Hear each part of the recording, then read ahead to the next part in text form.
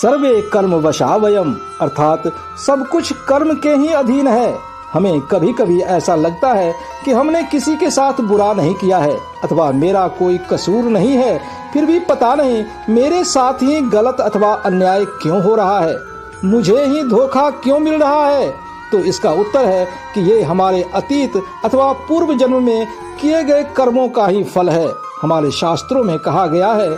अचोद्यमानानि यथा पुष्पाणि फलानि च स्वं कालं नाति वर्तन्ते तथा कर्म पुराकृतम, अर्थात जिस प्रकार से पुष्प तथा फल बिना किसी प्रेरणा से उचित समय पर अपने आप ही उग जाते हैं, ठीक इसी प्रकार पहले किए गए कर्म भी सही समय आने पर अपने आप ही अच्छे या बुरे फल देते हैं। इस नश्वर संसार में बिना कारण कुछ भी नहीं होता। हम जाने अनजाने बहुत सारे ऐसे कार्य अथवा कर्म कर डालते हैं जिसे पाप कर्म अथवा पुण्य कर्म माना जाता है, और जो बीज रूप में हमारे आत्मा के साथ चिपक जाता है, और सही समय आने पर इन्हीं अच्छे या बुरे कर्मों का परिणाम हमें भुगतना पड़ता है। आपने श्रीमद् भागवत गीता का यह प्रसिद्ध श्लोक तो सुना ही होगा, कर्मण्येवाधिकारस्ते मा फलेषु कदाचन माँ कर्मफल हेतुर्भुर्मा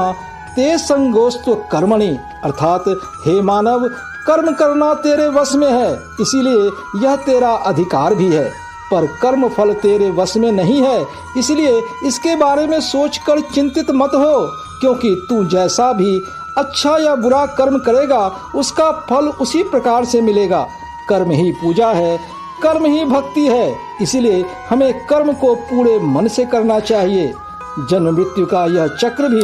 कर्म फल के सिद्धांत पर ही आधारित है, क्योंकि यह शरीर हमें कर्म करने और कर्म फल भुगतने के लिए ही मिलता है। हमारे द्वारा किए गए अच्छे या बुरे कर्म का फल तात्कालिक यानी कि शॉर्ट टर्म या दीर्घकालिक यानी कि लॉन्ग टर्म के रूप में परिणाम बनकर हमारे इस भौतिक शरीर को भुगतना पड़ता है। जिस प्रकार कोयले के खदान से निकले हुए स्वर्ण अयस्क से अशुद्ध पदार्थों के निकल जाने पर सोना शुद्ध हो जाता है, ठीक उसी प्रकार जब आत्मा के साथ बीज रूप में चिपके हुए सभी कर्म फल के रूप में प्रस्फुटित हो जाते हैं, उसके बाद ही हमारी आत्मा शुद्ध होकर मोक्षगामी होता है और उस सच्चिदानंद स्वरूप परमात्मा में विलीन हो जाता है। जय जय श्री कृष्ण।